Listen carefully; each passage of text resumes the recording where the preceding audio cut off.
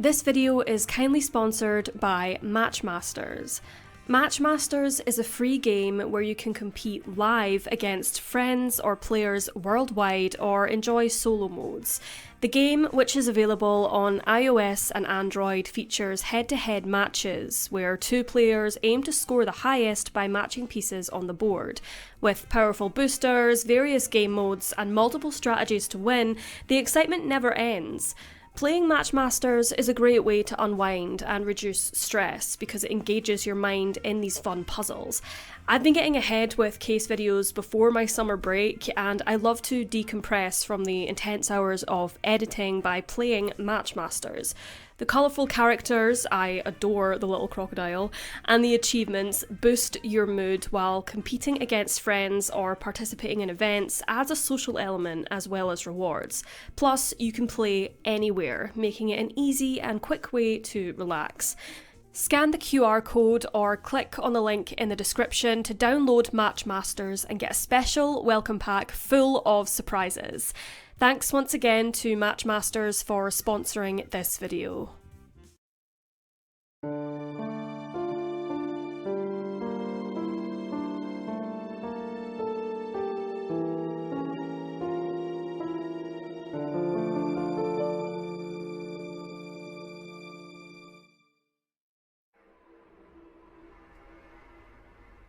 Chapel Amble is a rural village located in the county of St Kew in North Cornwall, England, and sits approximately 3 miles north of the town of Wadebridge.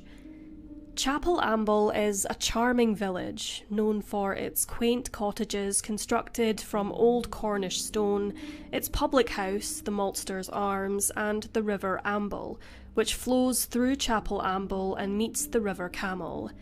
Chapel Amble was home to Leslie Bate, a 71-year-old widower from St Kew Highway. Known as Les to loved ones, the farmer was known to have been a, quote, quirky and well-loved man. The self-made millionaire was also father of 2 children, Kathy and Martin. It was Friday the 12th of April 2002, and Leslie, who had lived alone at Tregilder's farm since his wife's death in 2000, decided to drive to the local pub, the Maltster's Arms. With an open fire and beer garden, the Maltster's Arms was the definition of a cosy and rustic 16th century public house and was popular among the locals. Leslie enjoyed a few hours at the pub and subsequently departed for Tregilder's farm, marking the last time he would be seen alive. Leslie's daughter, Kathy Arnold, who lived in Melbourne, Australia, became concerned when she had tried calling him over the weekend but had failed to receive a response. On the Monday, Kathy alerted her brother Martin, who lived fairly close to Tregilder's farm, and on the 14th of April he travelled to his father's home. He stated to Cornwall Live, quote, "We were watching the London Marathon. I think it was the year Paula Radcliffe won. Soon as it finishes, I said I'd go and rattle it up. An hour and a half later I went up to Dad's, and there I found it." Martin entered the farmhouse's rear door into the utility room and was horrified to find the body of Leslie Bate lying face down in a pool of his own blood. The police were informed of his discovery and immediately began their investigation into Leslie's death. Despite inspecting the home for further clues, no weapon was found, and it was clear that there had been no forced entry. Initially, police believed it was possible that Leslie had perished in a household accident or had taken his own life. However, 10 days into the investigation, after a second post-mortem concluded his injuries were not self-inflicted or the result of an accident, the police believed that Leslie had been murdered, and it was found that his wallet had been taken, the contents of which was thought to have been around £500 in cash. Residents of Chapel Amble were deeply troubled by the news that there had been a murder in the village.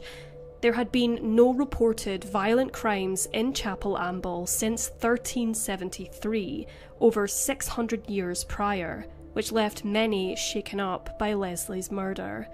Martin Bate stated, quote, "When they did realise it was a murder after the post-mortem, they told us that their working hypothesis was that it was someone close to him.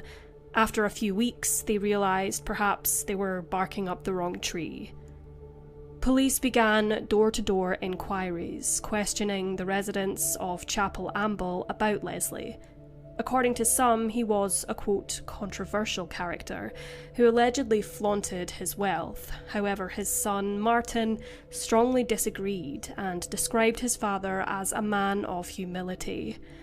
Others said that Leslie was, quote, "abrupt" and acted in, quote, "a brash manner," which allegedly got him in some trouble with the owner of his previous haunt, the St. Q Inn, who banned him from their premises. Regular patrons of the Maltster's Arms informed the police that he was seen brandishing a brown wallet containing approximately £1,000 in cash and a cheque for £11,000. Leslie's son Martin stated of his father, quote, "He was well known in all the pubs around the Wadebridge area. Most people knew him. There were a lot of people who liked him and a lot of people who didn't. You either could deal with him or you couldn't. Obviously, people didn't realise he was a manic depressive. He was like high as a kite 6 months of the year, then retired away for 6 months. A lot of people didn't know that, just saw him how he was." Further into their investigation, it was discovered that 7 months prior to his death, Leslie's home was a target for thieves who reportedly stole up to £47,000 worth of possessions. Police collected, quote, "unusual fabric samples from the body of Leslie Bate. Specifically, they were described as, quote, "tufts of blue suede fibres, found in the back pocket of Leslie's trousers where he would often keep his wallet. These fibres were not found elsewhere on the farm or in Leslie's Land Rover, which suggested the possibility that they had come from his killer, potentially from workers' gloves. DNA samples were also taken from all employees and customers who were present at the Maltster's Arms on the evening of the 12th of April. The inquiry into Leslie's death began in Truro in June of 2012. Witness statements revealed that Leslie frequently carried large sums of cash in his wallet, along with the £11,000 cheque, and further indicated that the money Leslie carried consisted of rent collected from his farm and other properties. Forensic experts testified that his injuries suggested that his head had been repeatedly struck against the corner of a washing machine.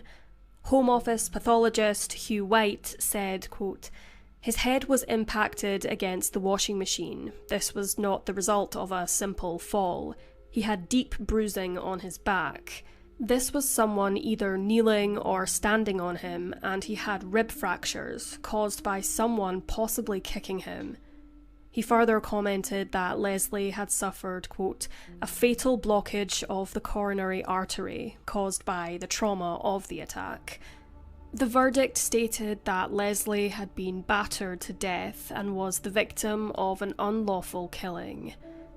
20 years following Les Bate's murder, his children appealed to the public once more, asking for help in finding the perpetrator. Martin stated, quote, "It's frustrating. Obviously, it's something we hope they might find someone one day so it could be resolved. We are still hoping that they might catch who is responsible, but it's been a long time, so whether that'll happen remains to be seen. We still think there's someone out there who knows. We reckon it's not something you could keep to yourself, but apart from the theories, we've just got on with our lives." Kathy Arnold asserts that the police did not initiate a murder investigation until after a second post-mortem examination, potentially resulting in the loss of critical evidence. Kathy stated, quote, Some family members are on the verge of giving up hope that any justice might happen, but I'm still hopeful that we might get a result. I think the delay in announcing the fact that it was a murder investigation and the confusion from the start probably contributed to the lack of a result. I don't think people can commit a crime of that magnitude without someone in their family, someone that they live with, knowing about it. I live in the hope that husbands and wives, marriages and situations change, and one can only hope that a change in marital situation might be just the thing to promote that person coming forward. Carrie Bate, Leslie's granddaughter, read a family statement following the conclusion to the inquiry into Leslie's death. She stated, quote, "He was a well-loved man, and he was rebuilding his life after the death of my grandmother. He was learning to cook and even booking family holidays with us. There's only one person to blame for his vicious and violent death, and that's the person who killed him. All we can hope is that the person or someone who knows that person will get a conscience and tell the truth." If you have any information regarding the murder of Leslie Bate on the 12th of April 2002, you can contact Devon and Cornwall Police at 101 or contact Crime Stoppers anonymously at 0800 555 111.